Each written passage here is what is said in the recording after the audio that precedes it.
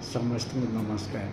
ସବୁଠୁ ବଡ଼ କଥା ହେଉଛି ଆମେ ନିଜ ଜୀବନକୁ କିଭଳି ସୁଧୃତ କରିପାରିବା। କେବଳ ଗୋଟିଏ ଦୃଷ୍ଟାନ୍ତ ଦେଲେ ସବୁଠୁ ଭଲ ହେବ। ପ୍ରଭାବିତ ନଦୀ ଜଳ ଯେପର୍ଯ୍ୟନ୍ତ ପ୍ରଭାବିତ ହୋଇ ଚାଲିଥିବ ସେତେବେଳେ ସେ ଶୁଦ୍ଧ ଭାବେ ରହିଥାଏ ଅଥବା ପବିତ୍ର ଜଳ ଭାବେ ବା ସ୍ୱଚ୍ଛ ଭାବେ ରହିଥାଏ।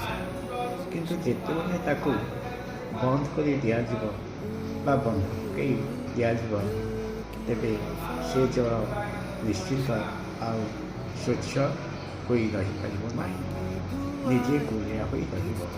ତେଣୁ ପ୍ରଭାବିତ ଜଳ ପରି ଆମେ ଆମ ଜୀବନର ଦର୍ଶନକୁ ବୁଝିବା, ଆମେ ନିଜକୁ ବୁଝିବା ଆମେ ବାସ୍ତବରେ କେମିତି ଆମର ସବୁଗୁଡ଼ିକ ଯଦି ଆମେ ଗତିଶୀଳ ହେବା, ପ୍ରତ୍ୟେକ ଦିନ ସାମାଜିକ ସ୍ତରରେ ବ୍ୟକ୍ତି ବିଶେଷଙ୍କୁ ବୁଝିବା, ତେବେ ସମସ୍ତଙ୍କ ସହିତ ମିଶିବା, ତେବେ ଭଲ ଉତ୍ତମ ଆଚରଣ ଉଚ୍ଚାରଣ କରିପାରିବା, ତେବେ ନଦୀ ଜଳ ପରି ଆମର ମନ ମଧ୍ୟ ଶୁଦ୍ଧକୃତ ଧାର୍ମିକ ଧାରଣା ଆଡ଼କୁ ଗତି କରିବ।